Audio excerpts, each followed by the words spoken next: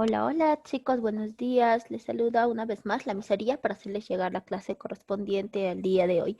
Bien chicos, como estamos en semana de repaso, la última clase hicimos repasos de biomoléculas, repasamos hasta las proteínas. El día de hoy nos toca repasar los ácidos nucleicos y la célula. Vamos a adjuntar a este video también las hojas de práctica. Tienen que estar muy atentos, pues yo les voy a explicar dentro de este video qué es lo que tienen que resolver. Muy bien, ácidos nucleicos, chicos. Recordemos que los ácidos nucleicos ya son biomoléculas grandes, son compuestos quinarios formados por 5 elementos químicos unidos por enlace fosfodiéster, cuyo monómero o parte más pequeña, unidad monomérica, vienen a ser los nucleótidos. Las funciones vienen a ser almacenar y transmitir información genética. Estos ácidos nucleicos están divididos en ADN y ARN. El ADN, pues el diseño de la doble hélice fue propuesto por Watson y por Crick, James Watson y Francis Crick, y ganaron pues el premio Nobel en el año 1962. Muy bien. Recordemos que en los nucleótidos nosotros hablamos de que era la mínima unidad dentro de los ácidos nucleicos y estaba formada por un grupo fosfato, por un azúcar pentosa y una base nitrogenada. El grupo fosfato está formado por ácido fosfórico, que es H3PO4, el azúcar pentosa por un ADN, si es en ADN llamado desoxirribosa y si es en ARN se llama ribosa. Y las bases nitrogenadas, todos este conjunto de tres partes de grupo fosfato, azúcar pentosa y base nitrogenada se le conoce como nucleótido. Más si solo tomamos en cuenta el azúcar pentosa y la base nitrogenada, se llama nucleósido, ¿no? Entonces, esa parte también la hemos hablado muy ampliamente. Vamos a ver a las bases nitrogenadas, se dividen en dos grupos, en las purinas y en las pirimidinas. Las purinas están adenina y guanina y las pirimidinas citosina, timina y uracilo. Recordemos que si es en ADN, va a cumplir la ley de Chargaff, que la adenina se une con la timina, o viceversa, y la citosina se une con la guanina, o viceversa, y que el número de adeninas va a ser igual al número de timinas. Si hay 5 adeninas, acá también va a haber 5 timinas. Si hay 5 citosinas, va a haber 5 guaninas. Esta ley de Chargaff se va a cumplir para el ADN. En el ADN solo vamos a encontrar 4 de estas 5 bases nitrogenadas, la adenina, timina, citosina y guanina. Mientras que en el ARN la timina va a ser reemplazada por el uracilo. Es decir, en ARN no se encuentra timina, pero sí se va a encontrar uracilo. La adenina se une con el uracilo y la citosina con la guanina permanecen igual como en el ADN. Entonces, si tú querías recordarte quiénes eran purinas, te recordabas con la mnemotecnia agua pura, ¿no? Adenina y guanina, purina. Entonces, agua pura. Yo también me recuerdo con eso. Muy bien. Vamos a ver a los nucleótidos. ¿Qué es un codón? Se llama codón a un triplete de bases nitrogenadas que están contenidas en el ARN. Muy bien, ese es un codón. Ahora recordemos que esta es la estructura del ácido ribonucleico del ARN, que está formado por una sola cadena. Y este que es un ADN, que está formado por doble cadena, este es bicatenario. Muy bien, entonces el ácido ribonucleico y este es el ácido desoxirribonucleico. La citosina está presente aquí, guanina, adenina y uracilo. Monocatenario, este es bicatenario, donde está las bases, los nucleótidos son complementarios.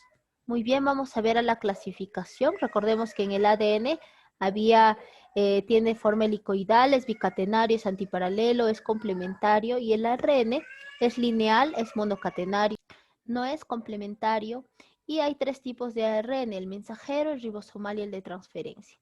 El ADN, aquí está, este era su estructura, doble cadena. Veíamos que las bases nitrogenadas se van a complementar y estas bases nitrogenadas venían a estar unidos por puentes de hidrógenos, ¿no? Son polinucleótidos, varias secuencias de nucleótidos que a su vez se van a unir bases nitrogenadas entre bases nitrogenadas por puentes de hidrógeno. Adenina con timina se unen pues por 2 puentes de hidrógenos y citosina y guanina por 3 puentes de hidrógeno. Muy bien, son antiparalelas porque una sube y la otra está descendiendo. Donde también encontramos el ADN en el núcleo, en las mitocondrias y en el cloroplasto. Pasamos al ARN. El ARN, el ácido ribonucleico, es monocatenario. Como ustedes observan, una sola cadena es lineal y no es complementario porque no tiene quien lo complemente, una sola cadena. Tenemos al ARN ubicado en el citoplasma, también en los ribosomas y en el nucleolo. Dentro del ARN podemos observar que hay ARN mensajero, copia la información del ADN y lo transporta a los ribosomas. Al ARN ribosómico se asocia a los ribosomas y forman proteínas, y el ARN de transferencia que se une a aminoácidos para formar proteínas en los ribosomas. Muy bien. Entonces, el ARN se encarga en la formación o está presente en la formación de proteínas, ¿no? Y también teníamos el dogma central de la biología molecular, donde había transcripción, traducción y proteínas. Esta es la secuencia que pasa el ARN junto con el ADN para producir proteínas. Muy bien, eso es lo que corresponde a los ácidos nucleicos. Respecto a eso vamos a trabajar lo siguiente.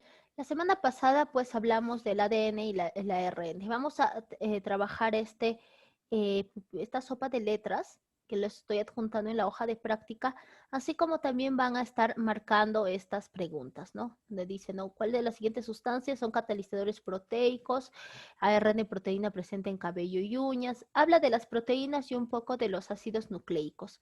Muy bien, por ejemplo, acá, grupo de las pirimidinas, hemos repasado ahora, ARN y ADN, por qué se diferencian, y esta parte está en la hoja de práctica. Vamos a corroborar las preguntas en el momento del Zoom. ¿Está bien, chicos? Entonces, esa es su tarea. Vamos a continuar con citología. Muy bien, estamos en citología, chicos, y recordemos pues una breve reseña histórica claro, de la citología, que fue observado por primera vez por Robert Hooke, quien se le considera padre de la citología. Sin embargo, Anton van Leeuwenhoek perfeccionó el microscopio, pues descubre las células vivas, y a él se le conoce como padre de la protozoología. Robert Brown es muy importante, pues él descubre el núcleo al estudiar la epidermis de la orquídea. Dentro de las células se considera como célula la mínima unidad estructural, fisiológica, anatómica, genética, evolutiva y patológica de todo ser vivo. A esta definición se le añaden otros conceptos a los cuales llamamos teoría celular. Quienes propusieron la teoría celular es Matthias Schleiden y Theodore Schwann, añadidos también a Rudolf Virchow, también aportó. Entonces, ¿qué mencionan? Que todo organismo vivo está constituido por células, que la célula es la mínima unidad de vida. La unidad morfológica y fisiológica del ser vivo es una célula. Las propiedades de un ser vivo dependen de sus células y solo la célula proviene de otra célula. Ese fue el aporte de Rudolf Virchow. Entonces, estos tres personajes aportaron a la teoría celular. Si nosotros hablamos de la clasificación de las células, hablamos pues de, por ejemplo, en número podemos hablar de unicelulares y pluricelulares. Unicelulares están las bacterias y las cianobacterias, las pluricelulares, los protozoarios, algas, hongos, plantas y animales. En nutrición podemos hablar de dos tipos, célula autótrofa y célula heterótrofa. Las autótrofas son las plantas y las algas, y las heterótrofas son los animales, hongos y protozoarios. Cuando hablamos de evolución, tenemos una célula poco evolucionada sin núcleo llamada procariota, donde están las bacterias y cianobacterias. Y cuando hablamos de los más evolucionadas, hablamos de las eucariotas que sí presentan núcleo, donde están protozoarios, algas, hongos, plantas y animales. Muy bien, hablamos de la célula procariota. Por ejemplo, son menos evolucionadas, sin núcleo. Aquí están las bacterias, las cianobacterias, llamadas también algas verde-azules. Tenemos la célula eucariota, que son células más evolucionadas. Estas poseen núcleo. Por ejemplo, está la célula vegetal y la célula animal. Ahí tenemos. Las células procariotas se clasifican pues o tienen ciertas características, son menos evolucionadas, carecen de organización nuclear, o sea, no hay núcleo, solo presentan 70S como ribosomas, tienen un ADN circular desnudo, sin proteínas histónicas presentes en su citoplasma. Si queremos clasificar, están las eubacterias y las arqueobacterias, todas estas presentes dentro del reino Monera. Recordemos que el reino Monera es el reino de las bacterias, ¿no? Las eubacterias están las bacterias propiamente dichas y las cianobacterias. En cambio, las arqueobacterias son las bacterias extremas, las que están en un ambiente caliente y ácido, por se les conoce termoacidófilas extremas, bacterias que forman metano, las metanógenas, bacterias que viven solamente en alta concentración de sal, las halófilas extremas, por ejemplo. Ahí están. Tenemos las partes de una célula procariota. Recordemos que tiene muchas partes. Esto también lo hablamos en un video.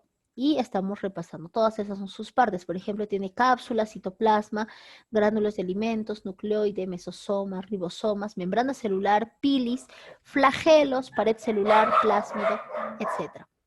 Muy bien. Disculpen, esos perritos están ladrando. Muy bien. Clasificación según su forma. Tenemos a los cocos, bacterias de forma circular, están diplococos y las tetradas. También están los estafilococos y los estreptococos. En los bacilos tienen forma de bastones, abastonadas. Están los diplobacilos y los streptobacilos también. Tenemos a los vibrios, a los espirilos, a las espiroquetas, y ese según su forma. Y las clasificaciones según su flagelo están las monotricas, que presentan un solo flagelo, las lofótricas, que presentan un mechón a un lado, perítricas, porque a todo en el perímetro, en todo alrededor están los flagelos, y las anfítricas en ambos lados. Pueden ser bacterias de estos tipos. Y bien, ahora vamos a pasar a la célula eucariota, que su estructura tiene pues un estudio más ordenado, comprende varias estructuras como la cubierta celular, membrana celular, el citoplasma, el núcleo celular. Dentro de la cubierta celular vamos a estudiar que hay pared celular en algunas células como en los hongos, en las plantas y en las algas, ¿no? Están presentes ahí, protegen y dan configuración a la célula. Además, esta pared celular es gruesa. Nosotros tenemos células animales, por lo tanto no tenemos pared celular. La pared celular en hongos está formada por quitina, en algas por mucílago y en plantas por celulosa, hemicelulosa y pectina. Nosotros encima de nuestra membrana celular como cubierta celular tenemos al glucocálix, cuya función es adhesión y reconocimiento celular, por ejemplo, en una transfusión sanguínea, en un injerto de piel o en un trasplante de órganos. Muy bien, ¿qué es el glucocálix? Es una estructura formada por oligosacáridos adheridos a la membrana celular. Esta es el mosaico fluido, es una membrana celular y lo que está encima es el glucocálix. Muy bien. Tenemos a la membrana celular, aquí está el modelo del mosaico fluido que les hablé, planteado por Singer y Nicholson. Tiene una estructura permanente en células procariotas y eucariotas, es delgada, continua y elástica, es semipermeable.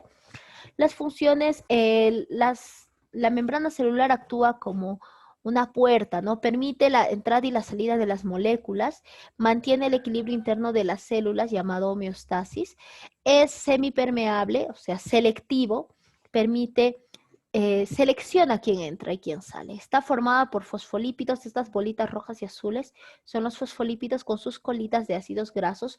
Tiene proteínas integrales, proteínas alrededor periféricas, proteínas de canal y oligosacáridos y colesterol. El colesterol le permite la fluidez de membrana. En el citoplasma, que es la otra parte de la célula eucariota, vamos a hablar del citosol, citoesqueleto, sistema de endomembranas, organelas, organoides e inclusiones citoplasmáticas. El citosol es la matriz citoplasmática, es una porción soluble que está formada por enzimas, iones, proteínas, otros componentes, tiene la forma de la clara del huevo. Aquí dentro del citosol están pues suspendidas las organelas también.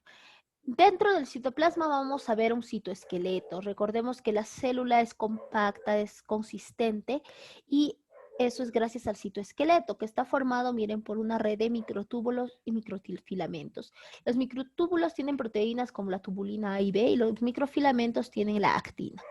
Muy bien, vamos a ver al citoplasma. También hay sistema de endomembranas. La carioteca es la envoltura del núcleo. A partir de ellas van a salir, pues, el retículo endoplasmático. Lo que ves acá de rojo con puntitos es el retículo endoplasmático rugoso. Se dice rugoso porque tiene ribosomas que le dan este aspecto de rugosidad, de estructuras como puntitos, ¿no? Por eso es rugoso. Y este de acá afuera es el retículo endoplasmático liso que no tiene ninguna estructura. Como el retículo endoplasmático rugoso tiene ribosomas, sintetiza proteínas. En cambio, como este no tiene liso, no tiene ribosomas, sintetiza lípidos y se encarga de la detoxificación. En el hígado se menciona que hay muchos retículos endoplasmáticos lisos, pues el hígado detoxifica de los medicamentos, del alcohol, de otras sustancias, etc. Este es un hígado con cirrosis. Muy bien. También está pues el aparato de Golgi, que está formado por dictiosomas, que son sáculos, y se encarga de la secreción celular y genera lisosomas. Muy bien, vamos a ver que este es el aparato de Golgi. Vamos a ver al citoplasma. Dentro del citoplasma también están organelas, como las mitocondrias, que se encargan de la respiración celular. Los plastidios solo están en vegetales, pero estas organelas se encargan, por ejemplo, hay varios tipos, cromoplastos, de tener, por ejemplo, se encarga del color, almacenar pigmentos que le van a dar color, pigmentos como la xantófila que le da color amarillo, caroteno que le da el color naranja y el licopeno que le otorga el color rojo a los vegetales.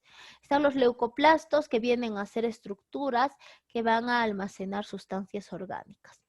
También están los lisosomas que se encargan de la autofagia y la autólisis, se encargan de degradar, por ejemplo, células que ya no se utilizan. Los peroxisomas que tienen una enzima catalasa, no es calatasa, que se encarga de romper el agua oxigenada, el peróxido de hidrógeno. Tenemos el glioxisoma solamente en vegetales, pero convierte los ácidos grasos a glúcidos. Y la vacuola, que es una organela que se encarga de mantener, de almacenar agua, solutos y pigmentos. Tenemos a los organoides, que están los ribosomas, se encargan de sintetizar proteínas. Los centrosomas, que forman cilios y flagelos. Y también, por ejemplo, dentro de los centrosomas en animales se llaman centriolos y en vegetales casquetes polares, cuya función también es formar el uso acromático durante el ciclo celular. Y tenemos pues las inclusiones citoplasmáticas, que son sustancias de reserva por ejemplo, en hongos está glucógeno y lípidos, en vegetales almidón y aceites y en animales glucógeno y grasa. Muy bien, este es un repaso respecto a la citología. Vamos a ir pues con la hoja de práctica. Bien, chicos, hablando de las hojas de práctica, aquí está, vamos a hablar de verificando el aprendizaje hasta la pregunta número 10. También se les va a adjuntar, vayan resolviendo ustedes esta hoja de práctica, vamos a corroborar las respuestas en el momento del Zoom. Bien, chicos, ese es el repaso por el día de hoy. Cuídense mucho y nos vemos en el Zoom. Bye, bye.